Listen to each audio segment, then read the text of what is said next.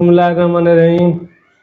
14 जनवरी 2024 को एक लावा फटता है जिसका डायरेक्शन होता है एक गांव, जिसका गांव का नाम है ग्रेनडेविक। ये ग्रेनडेविक 4000 आबादी में मुश्तमिल है। ये 4000 वाले आबादी के गांव में लोगों को तो सेफली इवैक्यूएट किया जाता है, निकाला जाता है, लेकिन ये गांव में लावा तब तक दाखिल हो जाता है और अब तक इसमें कई घर जलकर राख हो चुके हैं। तो ये इसको इतनी पजीराई क्यों मिल रही है मीडिया में, ये भी शायद लोगों ने बहुत सौ ने देखा होगा। ये असल में आइसलैंड में है। आइसलैंड में रीकजेंस पेनिनसुला में ये लावा वहाँ पर फटता है और इसको ये कवरेज मिलती है क्योंकि 2010 में एक इसी तरीके का सानिया होता है, इसी मैग्नीट्यूड का लावा फटता है, जिसकी वजह से फिर कई दिनों तक यूरोप का एरोस्पेस मुतासर होता है और तकरीबन 1 से 2 बिलियन यूरो का नुकसान होता है। तो इसलिए इसको भी वही कवरेज मिल रही है कि शायद ये भी इसी मैग्नीट्यूड का, इंटेंसिटी का नुकसान ना कर बैठे। लेकिन इसको रोका जा सकता है? नहीं। इसको रोकने की वैसे कोशिश की गई थी, इसके सामने बैरियर बनाए गए थे, इसके सामने रुकावटें बनाई गई थी, इसके सामने स्टोन रखे गए या कई अलग अलग तरीके से इसको रोका गया, लेकिन फ़ायदा नहीं हुआ।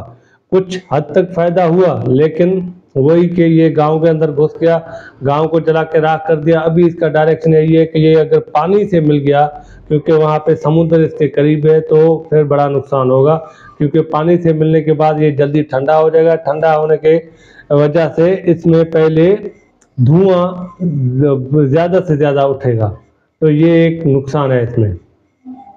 तो इसको जो कवरेज मिल रही है, ये कवरेज एक तो इस वजह से मिल रही है कि जिस तरह से इनको देखा जा रहा है वो ये कि आइसलैंड, वैसे ये एक्टिव वाल्केनो यहाँ पे होते हैं 33 एक्टिव वाल्केनो यहाँ पे एग्जिस्ट करते हैं आइसलैंड में। क्यों एग्जिस्ट करते हैं? क्योंकि ये जहाँ पे है वो 2 कॉन्टिनेंट के बीच में है, 2 प्लेट्स के बीच में है। वो प्लेट्स जिसका नाम है नॉर्थ अमेरिका और यूरेशिया प्लेट। ये प्लेट हर साल कुछ सेंटीमीटर एक दूसरे से दूर होते जा रहे हैं, जिसकी वजह से इनको ज़मीन खुलती जा रही है, तो ये वॉल्केनो को जगह मिल रही है यहाँ से फटने के लिए।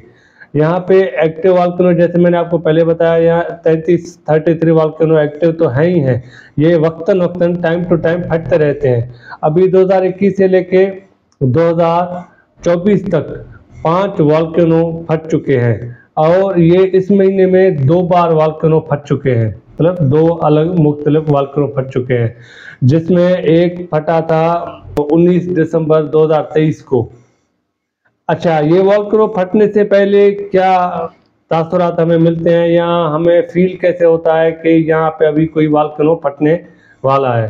तो इसके लिए पहले जो वहाँ पे फील किया जाता है, जो लोग पहले फील करते हैं, वो ज़्यादा से ज़्यादा अर्थक्वेक आते हैं वहाँ पे, हज़ारों के तादाद में कुछ ही दिनों में। यहाँ पे भी वही सीन हुआ था। अक्टूबर से ये चीज़ें फील की गई थी, अक्टूबर 2023 से, कि यहाँ पे हज़ारों के तादाद में छोटे मैग्नीट्यूड के, कम मैग्नीट्यूड के अर्थक्वेक आने शुरू हो गए। तो फिर हुकूमत वहाँ पे एक्टिव हुआ और वो समझ गई कि यहाँ पे कोई वॉल्केनो का चक्कर है, क्योंकि वहाँ पे आहिस्ते आहिस्ते ज़मीन का स्वेलिंग होता रहता है, कि पता चल जाता है कि यहाँ से अभी वॉल्केनो निकलने वाला है। तो ये इस वजह से यहाँ पे अर्थक्वेक ज़्यादा होते हैं। तो ये अर्थक्वेक जो कि आइसलैंड के कैपिटल रीकजेविक में भी फील किए गए हैं, तो वहाँ पे भी, हालांकि ये पेनिनसुला वहाँ से 42 किलोमीटर दूर है, जिसका नाम है रीकजेंस पेनिनसुला। तो वहाँ पे रीकजेंस में ये जो वॉल्केनो का अभी इंसिडेंट हुआ है, इसके अर्थक्वेक वहाँ पे फील किए गए रीकजेविक कैपिटल में।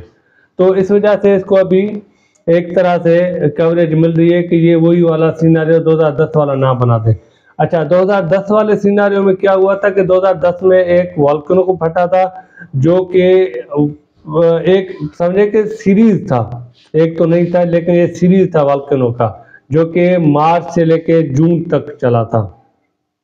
तो इसमें क्या हुआ था कि ये जहाँ पे वॉल्केनो फटा था वहाँ ग्लेशियर थे, तो ग्लेशियर के नीचे से वॉल्केनो फटा था। तो ग्लेशियर से जैसे ही वॉल्केनो फटा तो ग्लेशियर तो ठंडा होता है, तो ठंडे के साथ जब गर्म दोनों मिक्स हुए तो इसकी वजह से गैसेस बनने शुरू हो गए।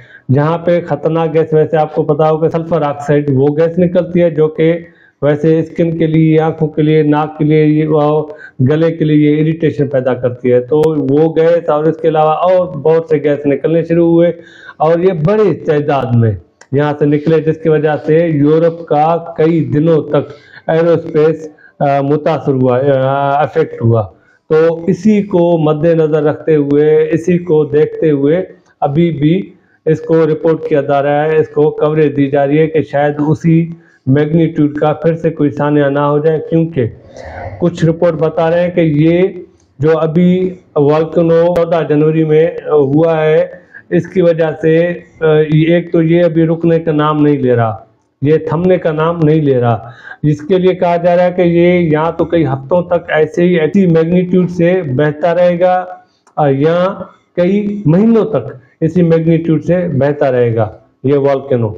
अगर ऐसे ही चलता रहा तो फिर ये अपने आप में एक गौर फिक्र करने की चीज़ है। इसको फिर सीरियसली लिया जाएगा और फिर उसी हिसाब से आगे यूरोप अपने स्ट्रेटजी बनाएगी कि इसको किस तरह से हैंडल किया जाए। ये जो आइसलैंड है, यहाँ पे ज़्यादातर जो इलाका है वो ग्लेशियर से कवर है और इसका थोड़ा सा इलाका वो वहाँ पे वॉल्केनो होते हैं और वो लैंड है। तो यहाँ पे इतने ज़्यादा वॉल्केनो होते हैं, एक्टिव वॉल्केनो, जैसे आपको पता है कि 33 वॉल्केनो एक्टिव हैं।